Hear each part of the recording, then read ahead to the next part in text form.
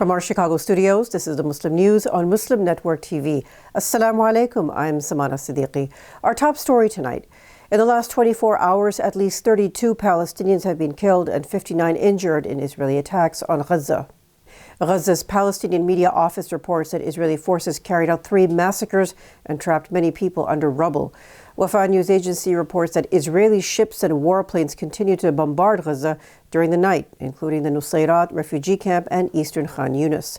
Civil defense teams have found 35 more bodies in a mass grave at Nasser Hospital in Khan Yunis, bringing the death toll to 310. Families are still searching for the remains of their loved ones. The International Committee of the Red Cross has provided paramedics with 1,500 body bags and protective clothing to help excavate the site and transport the bodies. UN Chief of Human Rights Volker Turk has condemned the destruction of medical facilities and reports of mass graves. Israeli military actions continue the pattern of going beyond Gaza, with a Palestinian man killed in Jericho in the West Bank. In Lebanon, 2 members of Hezbollah were killed in Israeli airstrikes, according to a statement on X by the Israeli military, including a high-ranking member of the group's air defense unit. Israel's war on Gaza has reached 200 days, leaving a dire human and economic toll. According to the latest figures from the Gaza Health Ministry, 34,183 Palestinians have been killed. Economic damages are estimated to exceed $30 billion due to extensive Israeli strikes. Gaza's government media office has confirmed that Israeli forces have committed a total of 3,025 massacres, killing more than 3 people in a single strike. Over 14,500 children and 9,500 women are among those killed. Reports indicate that many victims remain buried under the debris of destroyed buildings, suggesting that the actual death toll could be much higher. As well, the health crisis has become worse with the displacement of 2 million people, leading to outbreaks of infectious diseases among the displaced.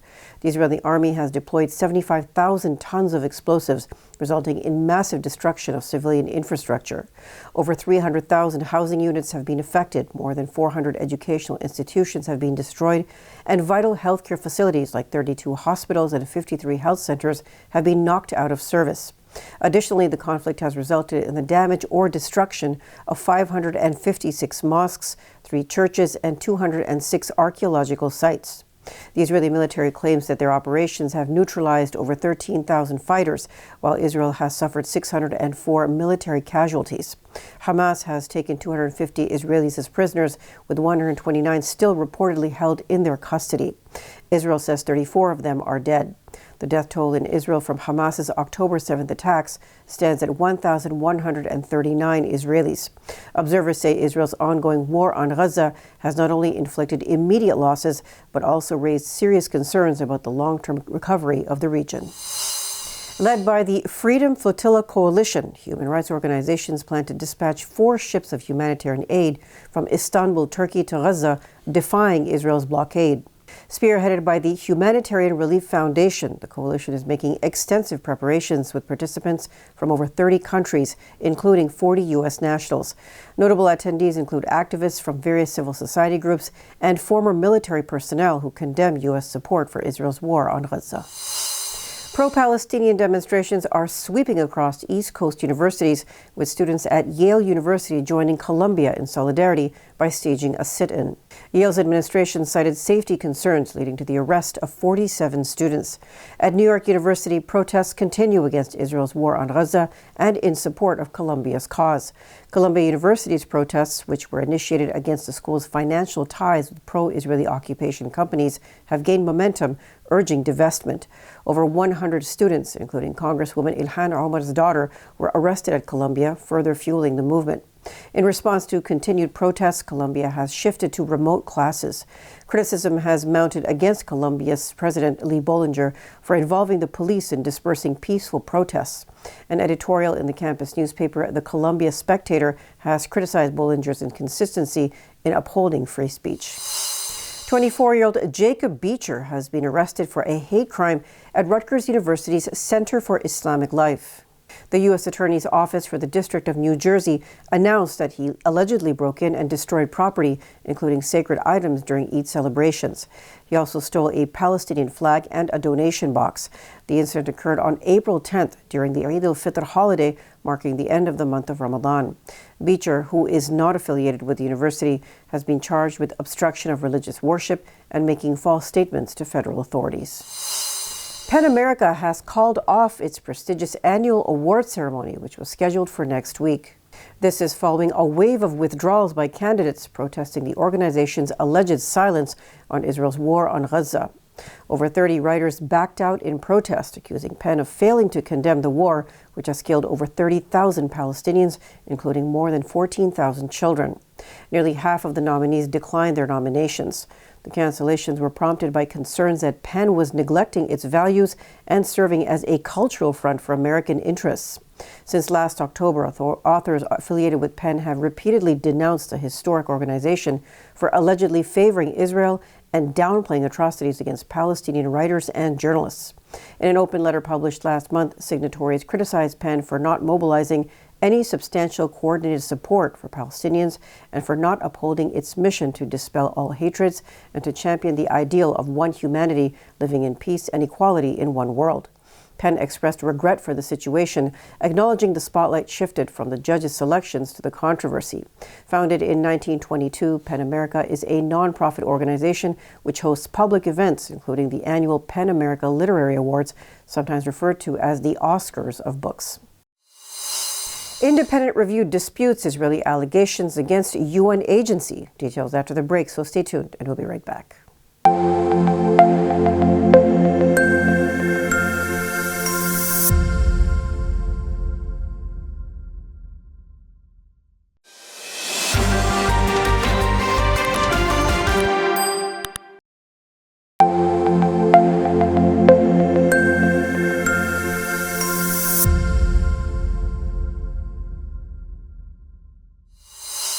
Welcome back. An independent review group has found Israel's accusations of staff complicity by the UN Palestine Refugee Agency, or UNRWA, in the October 7th Hamas attack unsubstantiated. Led by former French Foreign Minister Catherine Colonna, the investigation has emphasized that UNRWA did adhere to neutrality principles. Its report highlights the agency's strong mechanisms to uphold humanitarian principles. The independent body found no evidence of UNRWA staff complicity in the October 7th Hamas attack. Amid the probe, the report also addressed funding suspensions by several UN member states amounting to $450 million. UN Secretary General Antonio Guterres has welcomed the recommendations and pledged support for UNRWA's vital role in providing aid to Palestinian refugees. UNRWA's operations have been hampered since January as a result of Israel's accusation. At least 18 countries initially suspended funding to the agency amid the investigation. This has affected its ability to offer crucial support to millions of refugees across various regions. UNRWA was created by the UN General Assembly more than 70 years ago to assist Palestinians who were forcibly displaced from their land. The Senate has passed a bill renewing Section 702 of the Foreign Intelligence Surveillance Act, expanding the scope of allowing surveillance without a warrant. Despite opposition from civil liberties advocates and over 20,000 constituents, the bill, now known as the Reforming Intelligence and Securing America Act, was approved 60-34. Critics fear this expansion will lead to the broadest surveillance on U.S. soil since the Patriot Act was passed after the 9/11 attacks more than 20 years ago. President Joe Biden signed the bill into law. The amendment redefines electronic communications service providers, potentially allowing security agencies to collect data from various businesses. Privacy advocates condemned the rushed vote, emphasizing the erosion of civil liberties. Despite attempts for greater privacy protections, all amendments failed. Senate Majority Leader Chuck Schumer announced a last-minute deal, but concerns persist about unchecked government surveillance. However, all 5 amendments that would have added greater privacy protections were voted down. In a heated Supreme Court session, liberal justices scrutinized the city of Grants Pass, Oregon's practice of penalizing homeless individuals for sleeping outdoors. Justice Sonia Sotomayor questioned the city's stance, highlighting the necessity of sleep for survival. The case, Grants Pass versus Johnson, stems from a 2018 lawsuit by Deborah Blake, an unhoused woman. The city had passed ordinances banning people from sleeping or camping on publicly owned property, with violators subject to fines of hundreds of dollars. The lower court ruled the city's ordinances unconstitutional under the Eighth Amendment due to insufficient shelter. However, Grants Pass argues that regulating encampments prevents more unhoused people from sleeping outside. Analysts say amid a surge of national homelessness that has been worsened by a lack of affordable housing, the case signifies a critical juncture. While conservatives lean toward municipal authority, a ruling this coming June will determine the fate of countless unhoused individuals and shape future homelessness policy. Jon Stewart is criticizing the media's coverage of former President Donald Trump's New York criminal trial. In a segment titled America's Most Tremendously Wanted on Monday's edition of his program, The Daily Show, the comedian and political commentator lambasted several prominent news anchors. They include Jake Tapper, Nicole Wallace, and Aaron Burnett for what he called their breathless and overly dramatic reporting. Stewart also said the trial is a test of the media's ability to cover Trump in a responsible way, cautioning journalists not to turn it into a spectacle. He is urging media outlets to maintain integrity and objectivity in their reporting. The Council on American Islamic Relations has criticized a recent speech by Indian Prime Minister Narendra Modi, labeling it hateful and dangerous. Addressing Indian voters on Sunday, Modi claimed his political opponents would take his supporters' gold and give it to Muslims, who he branded as infiltrators. CAIR is urging the Biden administration to classify India as a country of particular concern, or CPC, in relation to religious freedom. CAIR says the CPC designation is crucial in addressing the Indian government's alarming trajectory of religious freedom violations ranging from discrimination to hate crimes targeting Muslims and other marginalized communities in India. CAIR National Executive Director Nehad Awad has emphasized the need to confront global Islamophobia. He cites Modi's past actions in his home state of Gujarat, where he served as governor in 2002 during riots that killed over 1,000 people, more than 700 of them Muslim. Human Rights Watch accused the state of orchestrating a cover-up of their role in the violence. In 2005, the State Department denied Modi a visa to visit the U.S. due to his persecution of minority faiths in Gujarat. Pakistan is condemning what it calls the political manipulation of export controls by the U.S. The statement comes after the U.S. imposed sanctions on 4 entities allegedly involved in supplying materials for Pakistan's ballistic missile program. The State Department claims the 3 Chinese and 1 Belarusian entities have been aiding Pakistan's long-range missile efforts. The sanctions entail freezing of assets and interests in the U.S. held by the designated entities. As well, individuals or entities with 50% or more ownership by the designated persons are also subject to these sanctions. At least 90 people are dead and 54 injured after devastating floods hit 15 provinces of Afghanistan. Thousands of acres of agricultural land, more than 2,000 homes, over 10,000 livestock, water channels, and retaining walls have been destroyed. Kandahar, Zabul, Uruzgan, and other provinces have suffered fatalities and significant financial losses. Rescue efforts have been underway, with air forces rescuing hundreds trapped in floodwaters. Victims are calling for government assistance to rebuild their lives. That's all from our Chicago studios tonight. Thank you for tuning in.